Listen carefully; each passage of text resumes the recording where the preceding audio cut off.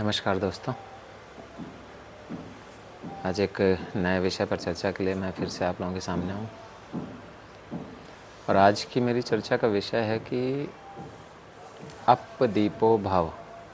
ये बुद्ध का एक बड़ा ही प्रसिद्ध वाक्य है, तो इसको मैंने आज अपनी चर्चा का विषय बनाया है।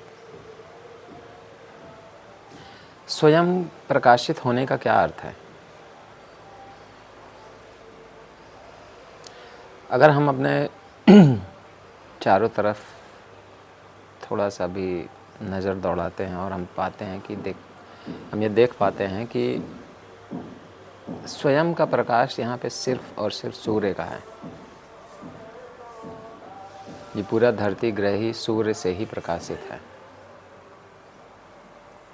बाकी सारे प्रकाश वो या तो सूर्य का ही परावर्तन है या फिर आर्टिफिशियल है, मैन मेड है।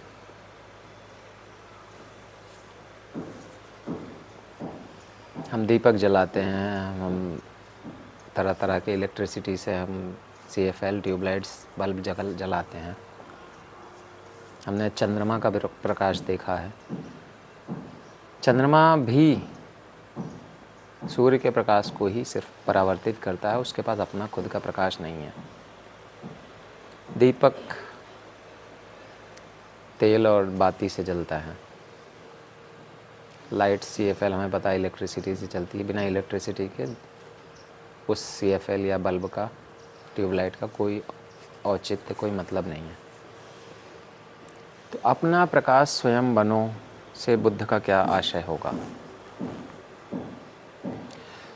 अगर हम एक मानव चेतना, मानव शरीर के बारे में देखें तो मानव शरीर में मुख्यतः 3 चीज़ें हैं। एक है मन, एक है उसका हृदय और तीसरी है चेतना यानी कि आत्मा। तो अगर मैं मन को दीपक की तरह मानूं और हृदय को चंद्रमा की तरह और चेतना यानी कि आत्मा को सूर्य से अगर मैं रूपक के रूप में मानूं, तो इसकी चर्चा को करने के लिए एक बड़ा ही महत्वपूर्ण आयाम मिल जाएंगे। हमारा मन, जिसकी दृष्टि बड़ी ही सीमित है, जैसे एक दीपक की ज्योति होती है, बहुत ही सीमित होती है, बहुत ही कम दूरी तक हम जो है चीज़ों को उसमें देख पाते हैं दीपक की रोशनी में। वैसे ही हमारे मन की भी स्थिति है। वो एक दीपक की तरह बहुत ही सीमित, बहुत ही संकीर्ण क्षेत्र पर ही प्रकाशित होता है और हम उसी से अगर चीज़ों को देखेंगे तो हम बहुत दूर नहीं देख पाएंगे। इसके बाद आता है चंद्रमा। चंद्रमा को अगर हम देखें तो उसके पास भी स्वयं का कोई प्रकाश नहीं है। वो सूर्य के प्रकाश को केवल परावर्तित करता है अंधकार में। जब सूर्य छिपा होता है तो कहीं से उसकी रोशनी उस चंद्रमा पर जितने भी हिस्से पर पड़ रही होती है, अगर पूर्णिमा है तो पूरे हिस्से पर पड़ रही है, और जो भी पक्ष हैं, कृष्ण पक्ष और शुक्ल पक्ष, तो उसके अनुसार चंद्रमा पर जितना ही प्रकाश पड़ता है उतना ही चंद्रमा का टुकड़ा हमें दिखाई देता है। तो हमारा जो हृदय क्षेत्र है ये ऐसा ही है। हृदय क्षेत्र के द्वारा हम चीज़ों को देख सकते हैं, महसूस कर सकते हैं। उनमें हम मन के क्षेत्र से थोड़ा ज़्यादा दूरी तक देख पाते हैं, लेकिन वो प्रकाश मध्यम होता है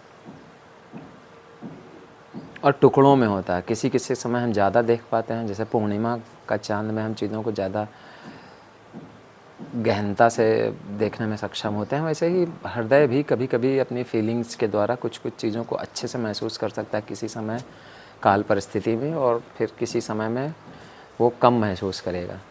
जैसे चंद्रमा का उतार और चढ़ाव होता है। चंद्रमा कभी बड़ा हो जाता है, छोटा हो जाता है, इस पर जो उसका कृष्ण पक्ष या शुक्ल पक्ष चल रहा है।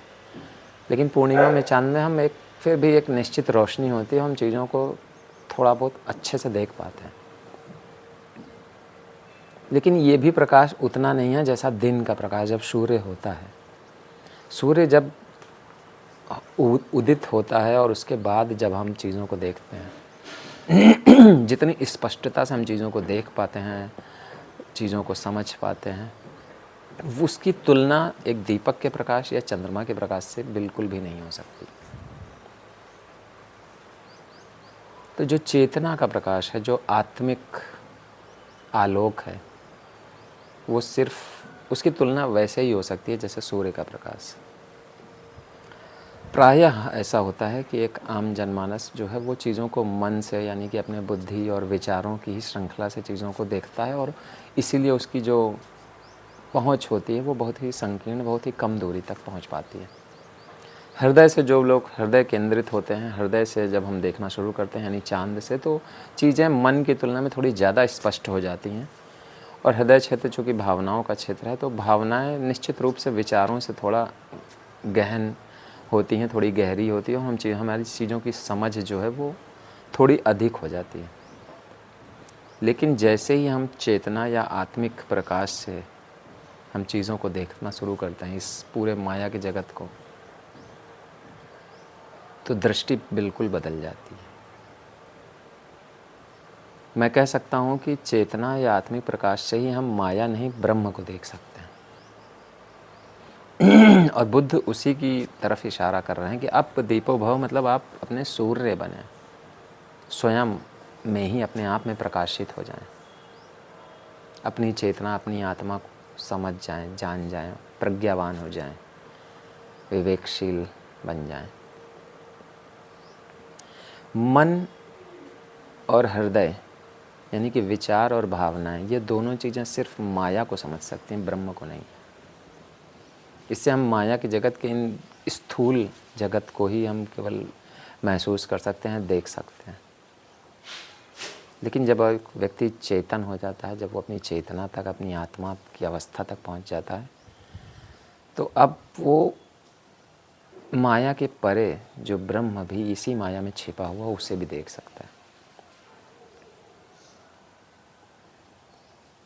जैसे कि बल्ब की रोशनी बाहर दिखती है, वो माया का हिस्सा है, लेकिन इलेक्ट्रिसिटी दिखती नहीं है, लेकिन हम महसूस करते हैं कि यस, इलेक्ट्रिसिटी है, वही बल्ब को जला रही है। तो चेतना उसी इलेक्ट्रिसिटी की भांति है जो हर चीज़ को चला रही है, बिना उसके तो कुछ नहीं चल सकता। लेकिन हमारी समझ बूझ वहाँ तक नहीं पहुँचती है। बुद्ध का इशारा इसी तरफ है, अप दीपो भव, यानी कि आप अपनी चेतना, अपनी आत्मिक प्रकाश तक पहुँचें। मन और हृदय के क्षेत्र से परे जो क्षेत्र है वो है चेतना का, वो है आत्मा का, और वहाँ तक पहुँचने के लिए ही बुद्ध इशारा कर रहे हैं। तो दीप, चंद्रमा और सूर्य में जो अंतर है वही मन, हृदय और आत्मा में है। चीज़ें बड़ी गहरी हैं। समझ बूझ के साथ जब हम इन चीज़ों को देखेंगे और समझेंगे, ऑब्ज़र्व करेंगे, तब हमें ये चीज़ें अच्छे से समझ में आएंगी। बताइएगा वीडियो आप लोगों को कैसा लगा। धन्यवाद।